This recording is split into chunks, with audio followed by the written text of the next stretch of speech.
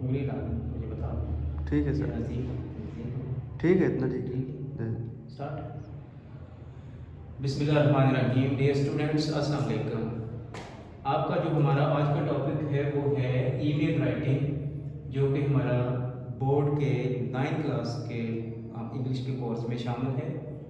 Email writing is another thing, but the basic thing which we are going to discuss over here, that is how the marking has been done in the board, कि board paper में marking कैसे की जाती है ताकि उस चीज़ का आपको आइडिया हो, और वो एरियाज जहाँ पर शॉक लगने की यानी मार्क्स कटने के कुछ आपके चांसेस बन रहे हैं, वो आपको पता होना चाहिए कि वो कौन कौन सी है। सपोज हम यहाँ पर एक ले लेते हैं मॉडल के तौर पर, write an email to your mother asking her about her health. ठीक है क्या जी? तो सबसे पहले आ गया आपने फ्रॉम तो आपका जो मैं जी अंडरलाइन करूंगा, अगर आपने ये वाली चीज ऐसे नहीं की होगी तो हर एक का आप 0.5 आपका कटेगा। ठीक है, अब ये ज़हन में मत रखिएगा कि 0.5 करते करते करते तो सारे, ये तो 8 नंबर है तो हो सकता है कि 16 हो और सारे के सारे कट जाएं, तो ऐसे नहीं होता। सपोज इसके अगर 8 मार्क्स हैं ईमेल राइटिंग की, तो ईमेल राइटिंग के जो 4 मार्क्स हैं वो सिर्फ आपके इस चीज़ के दे दिए जाते हैं कि ईमेल राइटिंग क्या है, जो आपका रिक्वायर्ड चीज़ है। ये email to write your mother, आपने अपने अम्मी को to your mother asking her about her health, तो आपने इसकी जो बेसिक क्रेडेंशियल्स हैं वो आपने क्लियर किए हैं या नहीं। कौन से? एक इसका फॉर्मेट के बाद इसका इंट्रोडक्शन के बाद कुछ एक्सप्लेनेटरी जो आपके सेंटेंसेस हैं वो वाले, और आखिर में उसके ending remarks. So these are the basic things. जब एग्जामिनर ये वाला चीज कवर कर लेता है तो उसके बाद आपकी जो है वो मार्क्स की डिडक्शन शुरू होती है। सो 4 मार्क्स आपके, अगर आपका पैटर्न ठीक है, आपकी एक्सप्लेनेशन पूरी सही है, टू द सब्जेक्ट है, तो फिर आपके 4 मार्क्स ड्यू हो गए। नेक्स्ट आ गया आपका कि वो वाले मार्क्स जो आपको कटते हैं वो कैसे कटते हैं। तो अगर मैं इस पॉइंट को मैं सामने रखूंगा कि जिस जगह पर अगर ये वाली चीज आपने गलत कर दी तो ये आपके 0.5 कट जाएंगे। दूसरा ये है कि रिपीटेड मार्क्स जो हैं वो नहीं कटते। सपोज मसलन आपने दिया फ्रॉम है, स्मॉल कर दिया तो 0.5 कट जाएंगे। इसके बाद यहाँ पर है कॉलम है, यहाँ पर भी आपने कॉलम नहीं लगाया और यहाँ पर भी कॉलम नहीं लगाया, तो ये रिपीटेड मिस्टेक होगी। ऐसी मिस्टेक या कोई ऐसी मिस्टेक जो आगे किसी पहले भी मिस्टेक आ जाती है तो रिपीटेड के मार्क्स सिर्फ एक बार काटे जाते हैं। नेक्स्ट है इसके पास स्मॉल इंग्लिश में ही आपने लिखना है। यहाँ पर आपने बेसिकली अपनी आईडी शो नहीं करनी, आपने आइडेंटिटी आपने शो नहीं करनी, यानी sender@abcmail.com। इसी तरह 2 है तो 2 के बाद आपका रिसीवर आ गया, ऑफ कोर्स है, तो रिसीवर के स्पेलिंग आप चेक कर लेंगे। If you are feeling some difficulty then you may write abc@gmail.com, then there is no problem. Date का फॉर्मेट यही लिखेंगे, अगर इसमें कहीं पे भी आपने गड़बड़ की तो आपके मार्क्स कट जाएंगे। 2 का डी कैपिटल है। इसके बाद यहाँ पर एंड में फुल स्टॉप नहीं है। 15th, इसके बाद अक्टूबर, ओ कैपिटल, इसके बाद comma, then at the end there will be a full stop.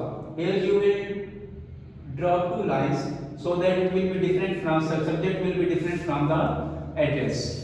So subject आ गया, subject एस कैपिटल, इसके बाद कॉलम है माइंडेड। सब्जेक्ट के हर वर्ड का पहला लेटर कैपिटल होता है, सब्जेक्ट के आखिर में फुल स्टॉप नहीं दिया जाता। और इसके बाद यह है जी कि सब्जेक्ट में अगर आप यूज कर रहे हैं किसी किस्म की प्रेपोजिशन या आर्टिकल्स तो उनको आपने इस्तेमाल में लिखना है। If you are starting your subject with the preposition of article, तो फिर आपने वो वाली प्रेपोजिशन जो आर्टिकल आपने उसका जो पहला लेटर है वो कैपिटल में करना है। अदरवाइज अगर बीच में कोई प्रेपोजिशन या आर्टिकल आता है so you have to put it in the small. Next आ गया डी का डी कैपिटल। ये वो वाली चीजें हैं जो आपको बताया होता है, मार्क्स आपके कटते हैं। मदर टंग कैपिटल, इसके बाद comma, hope that this mail of mine will find you in high spirits and good health. I am also fine here in hostel. I have just received an email from father who told me that you are down with fever. I am much shocked to hear this. kindly inform me about your recent health updates. What does the doctor say? Take medicines regularly and also take much care of your diet. यहाँ पर आपका एक paragraph complete हुआ. Better to write in paragraphs. वो आपके look भी अच्छे लगेगी, आपका जो ईमेल राइटिंग है, और एक अच्छा इंप्रेशन भी डालेगी. सो नेक्स्ट आपने शुरू किया, उसी से आगे कंटिन्यू. थोड़ी सी एक्सप्लेनेशन है. आज you know at home or in the hospital, because this one is a question, so you have to put question mark at the end. इसके बाद आ जाएगा जी, it is better to stay in the hospital as there will be no regular checkups. Sorry, there will be regular checkups. I have to take 2 more papers of my first term exams because there are specific exams, so you have to write them with the capital letters. The moment my exam ends, I shall come home and personally take care of your health. Next आपने एक दवाइया sentence आपने लिखा क्योंकि वो बीमारी की हालत में है. वैसे भी आप लिख सकते हैं, दोस्त को भी लिखना हो भी मे अल्लाह grant you speedy recovery. Sign and exclamation देते हैं, more better, much better even. और इसके बाद आप लिखेंगे convey my best wishes to all at home. So this one आपने एंड में लिखना है जो कि आपके कॉम्प्लीमेंट्री रिमार्क्स होंगे. इसके बाद आपने यहाँ पर एक लाइन ड्रॉ कर देना ताकि क्लियर हो जाए कि ठीक है. जिसके बाद आपका यहाँ पर माइंड अप चल रहा है. माइंड इट योर्स का वाई कैपिटल होगा, आर और एस के दरमियान अपॉस्ट्रोफी नहीं है. इसके बाद लॉयल्टी लिखें, ओबीडियंटली लिखें, या कोई भी आप उससे रिमार्क्स जो भी आपने एडवर्ब लिखना है. तो यहाँ पर जो है उसका जो पहला वर्ड, उस वर्ड का जो पहला लेटर है that must be in small. इसके बाद कॉमा है, एंड कॉमा लाजमी डालना है, तो रिमार्क्स कटेंगे. Capital X, capital Y and capital G. You may put full stop, and if you don't put, then there is no problem. यानी आप full stop भी डाल सकते हैं और full stop के बगैर भी स्पेस दे के लिख सकते हैं. I think this video will be helpful for you, and if you find it helpful, then please share it to your fellows and friends. Thank you very much. Assalamu alaikum.